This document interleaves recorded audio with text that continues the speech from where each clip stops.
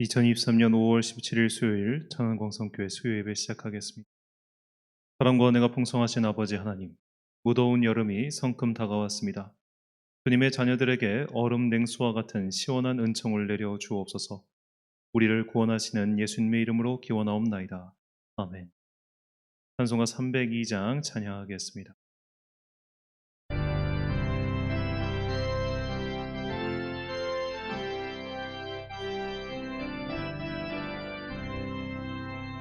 내 주 하나님 넓고 큰 은혜는 저 큰 바다보다 깊다. 넓고 다추를 끌려 깊은 배로 저 한가운데 가노라. 언덕을 떠나서 창파의 배 띄워 내 주 예수 은혜의 바다로 내 맘 뻗쳐가라. 왜 너 인생은 언제나 거기서 저 큰 바다 물결 보고 금인 모르는 깊은 바다 속을 한 번 헤아려 안보나. 언덕을 떠나서 창파의 배 띄워 내 주 예수 은혜의 바다로 내 맘 걷혀가라. 많은 사람이 얕은 물가에서 저 큰 바다 가려다가 찰싹거리는 작은 파도 보고 마음 약하여 못 가네. 언덕을 떠나서 창파의 배 띄워 내 주 예수 은혜의 바다로 내 맘 걷혀가라. 자 곧 가거라 이제 곧 가거라 저 큰 은혜 바다 향해. 내 너를 저 깊은 데로 가라 망망한 바다로. 언덕을 떠나서 창파의 배 띄워 내 주 예수 은혜의 바다로 내 맘 뻗쳐가라.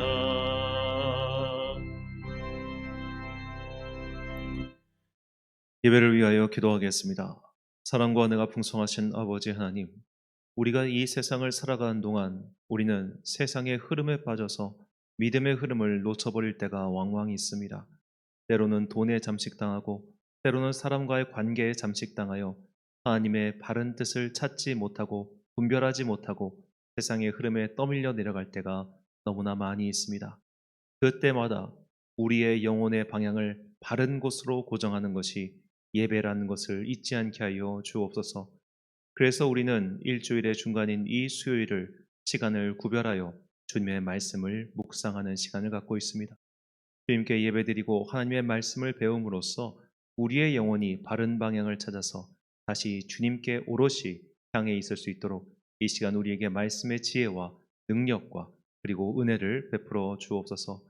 매일매일의 새벽과 또 수요일과 금요일, 주일의 시간들, 이렇게 우리가 믿음을 위하여 구별한 시간들이 우리의 영혼을 지키고 우리의 흐름을 잃지 않게 해준다는 것을 잊지 않고 날마다의 이 경건 훈련에 힘쓰는 주의 거룩한 자녀들 되게 하여 주옵소서. 날씨가 무척 더워지고 있습니다. 주님께서 당신의 자녀들에게 얼음 냉수와 같은 시원한 은혜를 내려주사 특별히 연로하신 성도님들 지치지 않게 하여 주옵시고 또한 수험생들이 이 어려운 수험 기간을 잘 극복할 수 있도록 주님께서 그들에게도 각양각색의 은혜를 베풀어 주옵소서. 무엇보다 이제 우리가 훈련된 주님의 자녀가 되어 하나님의 마음을 시원하게 하는 그런 얼음 냉수와 같은 성도가 되기를 소망합니다. 주님 이 시간 말씀 가운데 역사하여 주옵시고 우리에게 깨닫는 지혜를 내려주사 하나님의 마음을 시원케 하는 주의 종들 되게 하여 주옵소서. 이 모든 말씀 우리의 영혼을 구원하시는 거룩하신 예수 그리스도의 이름으로 기도드립니다. 아멘. 오늘 우리에게 주신 하나님의 말씀 요한계시록 11장 1절부터 13절까지 말씀입니다. 요한계시록 11장 1절부터 13절까지 말씀. 이제 봉독하겠습니다. 하나님의 말씀 경청하십시오. 또 내게 지팡이 같은 갈대를 주며 말하기를 일어나서 하나님의 성전과 제단과 그 안에서 경배하는 자들을 측량하되 성전 바깥마당은 측량하지 말고 그냥 두라. 이것은 이방인에게 주었은즉 그들이 거룩한 성을 42달 동안 짓밟으리라. 내가 나의 두 증인에게 권세를 주리니 그들이 굵은 베옷을 입고 1260일을 예언하리라. 그들은 이 땅의 주 앞에 서 있는 두 감람나무와 두 촛대니 만일 누구든지 그들을 해하고자 하면 그들의 입에서 불이 나와서 그들의 원수를 삼켜버릴 것이요 누구든지 그들을 해하고자 하면 반드시 그와 같이 죽임을 당하리라. 그들이 권능을 가지고 하늘을 닫아 그 예언을 하는 날 동안엔 비가 오지 못하게 하고 또 권능을 가지고 물을 피로 변하게 하고 아무 때든지 원하는 대로 여러 가지 재앙으로 땅을 치리로다. 그들이 그 증언을 마칠 때에 무정액으로부터 올라오는 짐승이 그들과 더불어 전쟁을 일으켜 그들을 이기고 그들을 죽일 터인즉 그들의 시체가 큰 성길에 있으리니 그 성은 영적으로 하면 소돔이라고도 하고 애굽이라고도 하니 곧 그들의 주께서 십자가에 못 박히신 곳이라. 백성들과 족속과 방언과 나라 중에서 사람들이 그 시체를 사흘 반 동안을 보며 무덤에 장사하지 못하게 하리로다. 이 두 선지자가 땅에 사는 자들을 괴롭게 한 고로 땅에 사는 자들이 그들의 죽음을 즐거워하고 기뻐하여 서로 예물을 보내리라 하더라. 3일 반 후에 하나님께로부터 생기가 그들 속에 들어가매 그들이 발로 일어서니 구경하는 자들이 크게 두려워하더라. 하늘로부터 큰 음성이 있어 이리로 올라오라 함을 그들이 듣고 구름을 타고 하늘로 올라가니 그들의 원수들도 구경하더라. 그때 큰 지진이 나서 성 10분의 1이 무너지고 대진에 죽은 사람이 7천이라. 그 남은 자들이 두려워하여 영광을 하늘의 하나님께 돌리더라. 아멘. 앞선 이의 도움을 받으면 헤매지 않는다란 제목으로 하나님의 말씀 선포하겠습니다.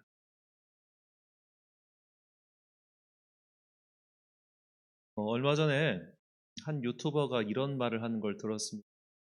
우리나라의 문맹률은 거의 0%에 가깝습니다. 우리나라 사람들 중에 한글을 읽지 못하는 사람은 거의 없지요. 그런데 실질적 문맹률, 즉 문맥과 단어와 그리고 무엇보다 저자가 혹은 화자가 말하고자 하는 의도를 전혀 파악하지 못하는 이 실질적 문맹률이 굉장히 높다는 말이었습니다. 그러면서 그 유튜버가 이런 말을 자기의 사례를 들어서 이렇게 했어요. 그분은 실시간 채팅으로 어떻게 보면 시청자와 소통하는 그런 방송을 하는 분인데 어느 날 이 세금이 많이 올라가지고 참 요즘 경제적인 삶이 어려워졌다라고 그렇게 말을 하자 댓글창에 갑자기 이런 댓글이 올라오는 겁니다. 야, 너는 유튜브에서 성공해서 부자인데 네가 무슨 어렵다는 거야? 막 이런 댓글이 올라오더래요. 그러니까 이분이 너무 황당한 거예요. 나는 지금 내가 어렵다는 얘기를 한 게 아니라 세금이 올라와서 이 사람들의 삶이 어려워졌다 이 얘기를 하고 있는데 네가 뭐가 어렵냐는 식으로 네가 뭐가 어렵냐 그런 댓글이 달리더라는 거예요. 그러니까 화자의 의도와 그의 말하는 것과 전혀 상관없이 그냥 자기 말만 팍팍팍 하면서 자기 방식대로 자기 마음대로 사람의 말을 듣고 글을 읽고 해석하는 그런 사람들이 굉장히 많아졌다는 이것은 뭐 비단 이 사회 전체에서 일어나고 있는 여러 가지 사회적 현상이라고도 볼 수 있겠죠. 뭐 이제 요즘 유튜브를 하든지 영상에 관심 있는 분들은 아시겠지만 이 유튜브 한 캔에 보면 쇼츠라고 해서 1분 미만의 짧은 영상 편집을 하는 그런 게 있습니다. 사실 이 원조는 틱톡이라고 하는 매체인데 틱톡 같은 영상은 대부분 12, 15초에서 30초짜리 영상으로 되어 있죠. 이렇게 점점 이 시대가 짧은 영상을 보고 그것을 읽는 시대가 되었다는 것. 그러다 보니까 긴 호흡의 문장을 읽거나 혹은 길게 말하는 여러 가지 배경 속에서 그의 말을 해석해야 되는 이런 것들에 대해서는 점점 더 감각이 무뎌지고 있지요. 소설과 같은 긴 호흡의 책, 아니 소설까지 갈 필요가 없고 우리가 신문 사설을 읽고 그 사설에서 핵심 주제를 뽑아내는 이런 기초적인 훈련도 안 돼 있는 사람이 굉장히 많습니다. 그래서 이런 사람들은 말을 이해하지 못하고 글을 이해하지 못 문제는 이렇게 말과 글을 이해하지 못하는 사람들이 성경 또한 그렇게 본다는 것. 아까 말씀드린 것처럼 누군가의 긴 호흡의 문장을 이해하기 위해서는 처음부터 끝까지 이 저자의 의도를 파악해 가면서 문장을 읽어가는 훈련과 또 그런 인내심이 필요해요. 그런데 쇼츠 영상처럼 5초, 10초, 15초, 30초 이렇게 짤막짤막하게 익숙한 세대가 이것에 힘들어하는 것처럼 성경도 이 긴 호흡을 이해하기 어렵거나 혹은 이해하지 않으려고 하는 사람들이 문장, 문장, 단어, 단어 요것만 파헤쳐 가지고 그걸로 자기 마음대로 가공한다는 겁니다. 그래서 참 신기해요. 정말 신기합니다. 대부분의 이단과 사이비는 가방끈이 짧습니다. 대부분의 이단과 사이비는 정규 교육을 끝까지 받은 사람이 드뭅니다. 왜 그럴까요? 이 사람들은 아마도 제 생각이에요. 성경 전체를 끝까지 인내심을 가지고 저자의 의도, 즉 하나님의 뜻을 파악해가며 읽을 수 있는 지적 능력이 결여되어 있기 때문에 이 사람들은 단어, 문장을 끊고 잘라내서 해석을 하고 그것을 사람들에게 가르쳐요. 그럼 사람들은 쉬워요. 여러분, 너무 당연한 이야기지만 많이 배운 사람일수록 말을 어렵게 합니다. 어쩌면 가방끈이 짧은 사람들은 되게 쉽게 이야기하는 것 같아요. 그냥 아무렇게나 이야기하니까 쉽게 들리겠죠. 그렇게 쉽게 들리면 사람들은 그 쉬운 것에 때로는 열광한단 말이에요. 간단하니까, 간편하니까. 자, 그래서 우리가 성경을 읽을 때 문장을 끊어서 읽거나 단어를 끊어서 읽으면 안 되는 이유가 바로 여기 있습니다. 항상 저자의 의도를 파악해 가면서 읽어야 되죠. 그런데 성경이라는 책이 워낙 길잖아요. 66권 엄청나게 많은 우리가 맘먹고 성경만 읽어도 이거를 완독하는데 이틀 밤을 꼬박 새야 될 정도로 이건 분량이 많습니다. 그럼 이렇게 분량이 많은 성경을 우리가 이해하는 데 돕기 위해서 만들어진 성경책이 바로 관주 성경이죠. 우리가 성경 본문을 보면 이 관주 성경은 이 주변에 동그라미도 쳐 있고 기역, 니은, 디귿, 리을 이런 게 있지 않습니까?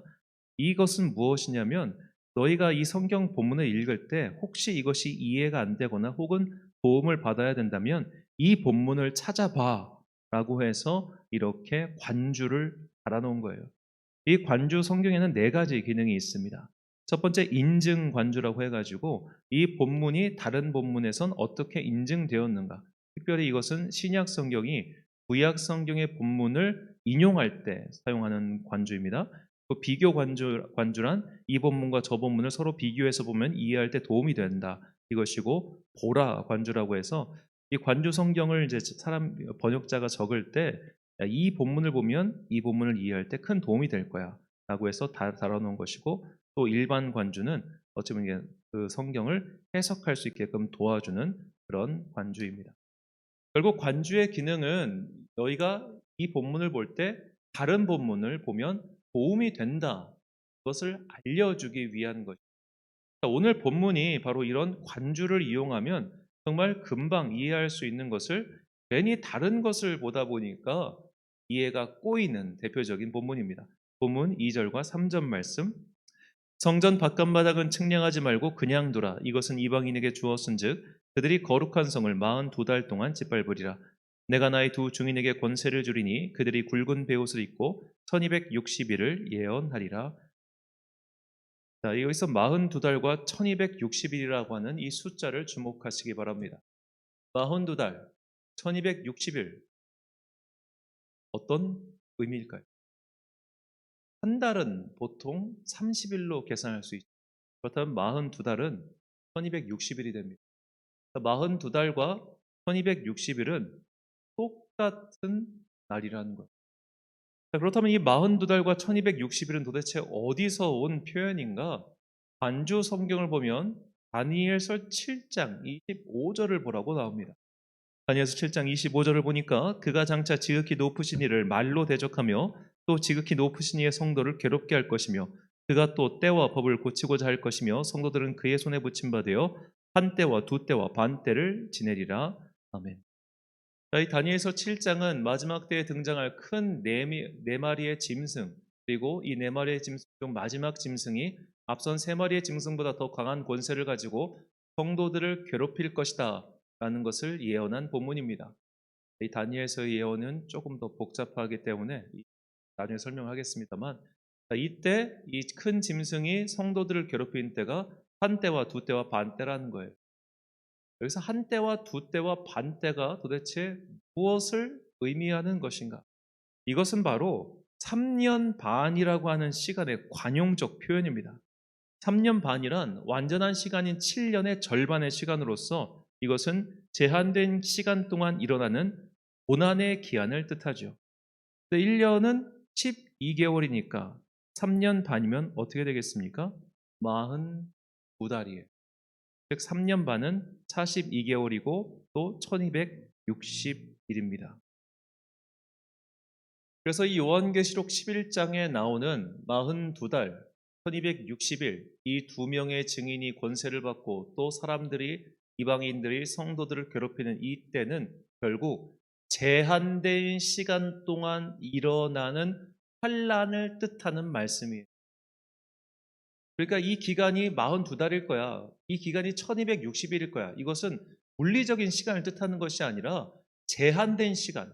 하나님의 영원하고 완성된 시간은 7년이라고 하는 상징적 숫자이고 그것의 절반이기 때문에 그들의 이방인의 횡포도 절반밖에 가지 못할 것이며 우리가 이 절반이라는 시간을 견디면 하나님의 나라가 완성된다.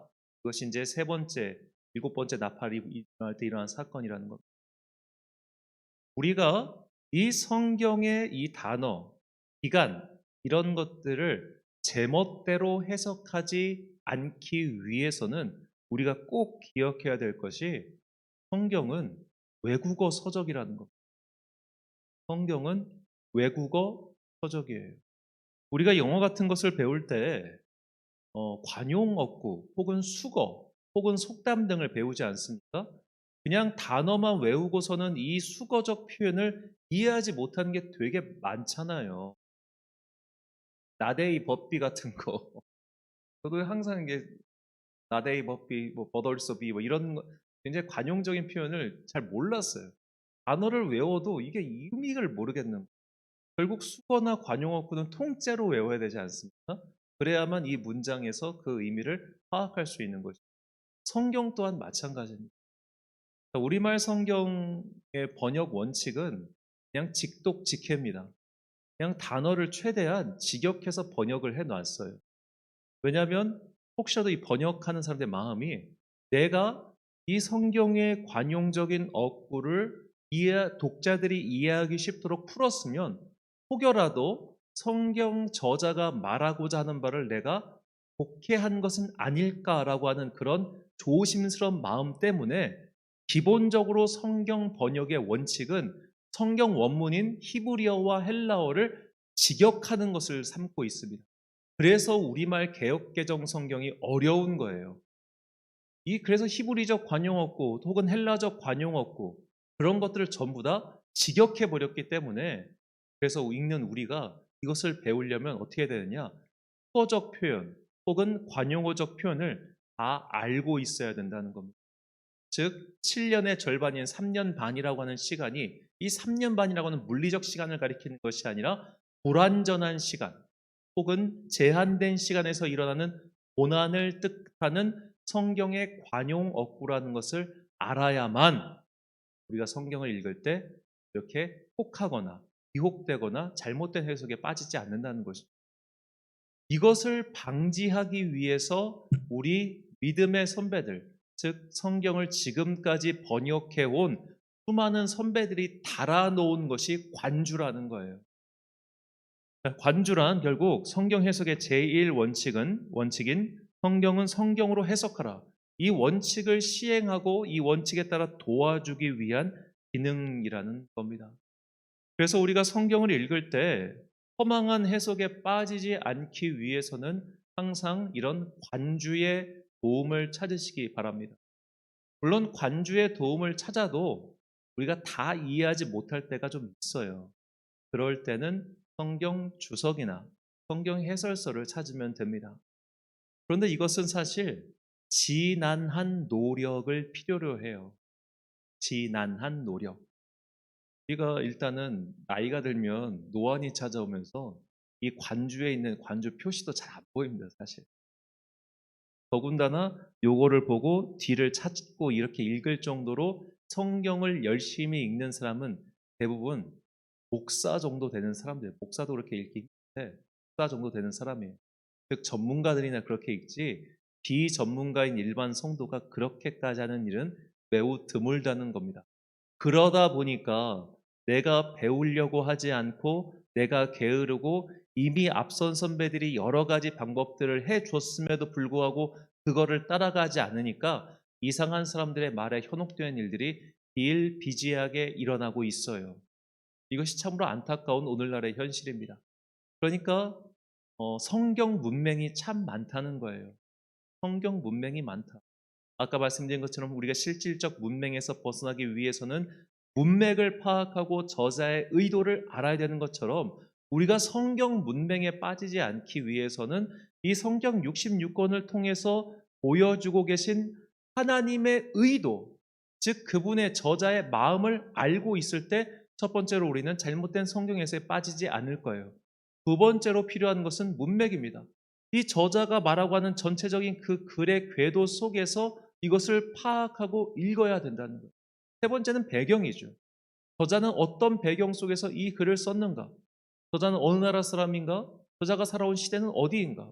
자, 예를 들어 우리가 만해 한용운의 시는 일제강점기라고 하는 특이한 상황 속에서 읽어야지 그걸 그냥 오늘날 읽으면 사랑하는 사람에게 보낸 연서인가? 예를 들어 한용운의 복종이라는 시, 남들은 자유하고 싶지만 저는 복종하고 싶어요.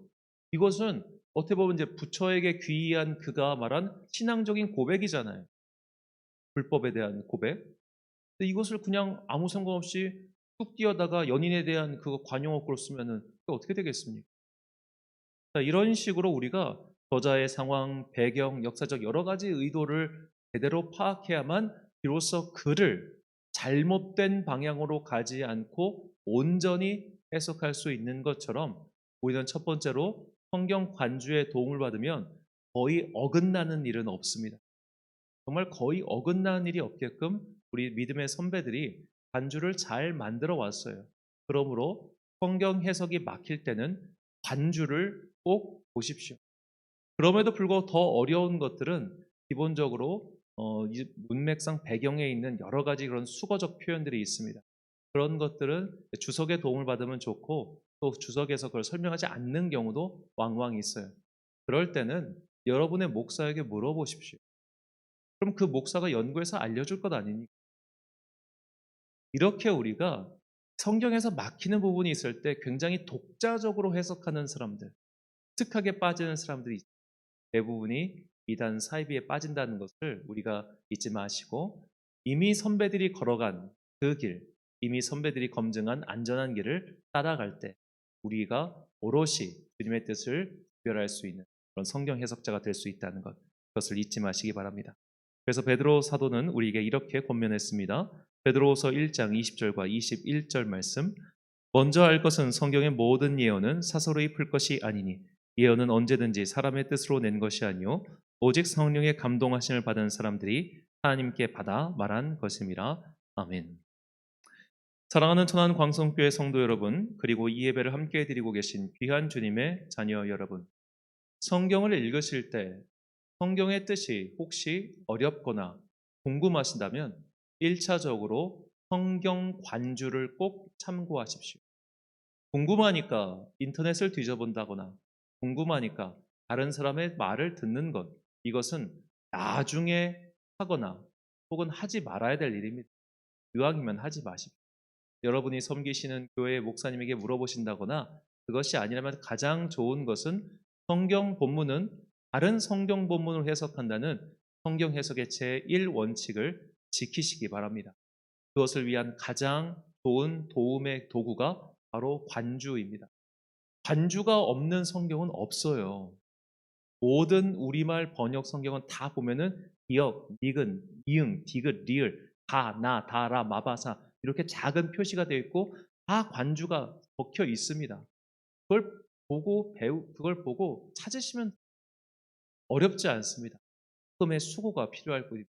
우리가 이런 수고, 이렇게 관주를 찾아보고 성경 다른 본문을 통해서 성경의 이 본문을 해석하는 훈련을 마치고 나면 적어도 내가 읽는 성경의 방향, 내가 하는 성경의 해석이 성경 바깥으로 훅 넘어갈 그럴 위험성은 현저히 줄어듭니다. 그러므로 항상 이런 관주를 가까이 하는 성도가 되시길 특별히 소망합니다. 그래야만 허망한 말을 가지고 우리에게 찾아오는 그런 요상한 사람들의 말에 속아 넘어가지 않게 될 것입니다. 그 외에 좀 더 깊이 그런 성경의 문화적 배경이나 국어적 용어까지 다 파악하고 싶은 마음이 있으시다면 가능하다면 여러분의 목회자에게 도움을 구하시고 그것이 어렵다면 성경 주석을 보시면 됩니다. 이미 권위 있게 검증된 성경 주석이 너무나 많이 있습니다. 그런 주석의 도움을 받으면 우리는 얼마든지 내가 모르는 여러 가지 것들을 금세 알 수 있어요. 그러니 제발 허망한 말들이나 괴이한 소문에 빠지지 마시고 성경이 말하는 그 바른 틀, 그 믿음의 울타리를 벗어나지 않는 지혜로운 성도가 되시길 주님의 이름으로 축원합니다. 기도하겠습니다. 사랑과 은혜가 풍성하신 아버지 하나님, 우리는 때론 성경 문맹처럼 살 때가 있습니다. 성경의 뜻은 성경을 통해서 해석해야 된다는 이 성경 해석의 제1원칙을 잊지 않고 우리 믿음의 선배들이 잘 닦아놓은 그 관주 성경의 도움을 받아서 성경 본문을 잘 읽고 해석할 수 있는 지혜를 우리에게 허락하여 주옵소서. 우리는 때론 너무 빠른 길을 찾고 너무 지름길을 찾고 너무 쉬운 길을 찾다 보니 누군가가 말하는 그런 괴이하고 괴팍한 것에 마음을 빼앗길 때가 있습니다. 주님, 우리가 그런 허망한 자들의 악한 길, 해멸할 길에 들어가지 아니하도록 우리의 마음을 지켜주옵시고 무엇보다도 인내심을 가지고 성경을 찾아가며 말씀을 읽음으로써 저자이신 하나님의 의도를 깨닫고 또 이 말씀을 통해서 우리에게 전하고자 하시는 주님의 뜻을 분별하게 하여 주옵소서. 우리에게 말씀을 깨닫는 지혜와 또 말씀을 찾는 인내가 함께하기를 간절히 소망하오며 이 모든 말씀 우리 구주 예수 그리스도의 이름으로 기도드립니다. 찬송가 446장 찬양하겠습니다.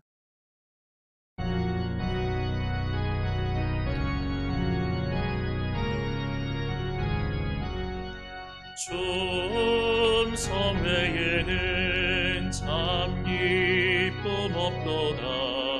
날 사랑하신 주 늘 계시옵소서.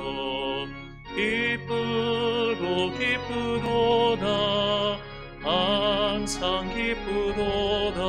나 주께 왔사오니 복 주옵소서. 나 주께 왔으니 복 주시옵소서. 주 함께 계시면 근심이기네. 기쁘도다 항상 기쁘도다. 나 주께 왔사오니 복 주옵소서. 주 떠나가시면 내 생명 헛되네. 기쁘나 슬플 때 늘 계시옵소서. 기쁘도다 항상 기쁘도다. 나 주께 왔사오니 복 주옵소서. 한 언약을 부어주시고 주 명령 따를 때 늘 계시옵소서. 기쁘도다 항상 기쁘도다. 나 주께 왔사오니 복 주옵소서. 아멘. 기도문 하심으로 수요일 예배 마치겠습니다. 하늘에 계신 우리 아버지, 아버지의 이름을 거룩하게 하시며 아버지의 나라가 오게 하시며 아버지의 뜻이 하늘에서와 같이 땅에서도 이루어지게 하소서. 오늘 우리에게 일용할 양식을 주시고 우리가 우리에게 잘못한 사람을 용서하여 준 것 같이 우리 죄를 용서하여 주시고 우리를 시험에 빠지지 않게 하시고 악에서 구하소서. 나라와 권능과 영광이 영원히 아버지의 것입니다. 아멘.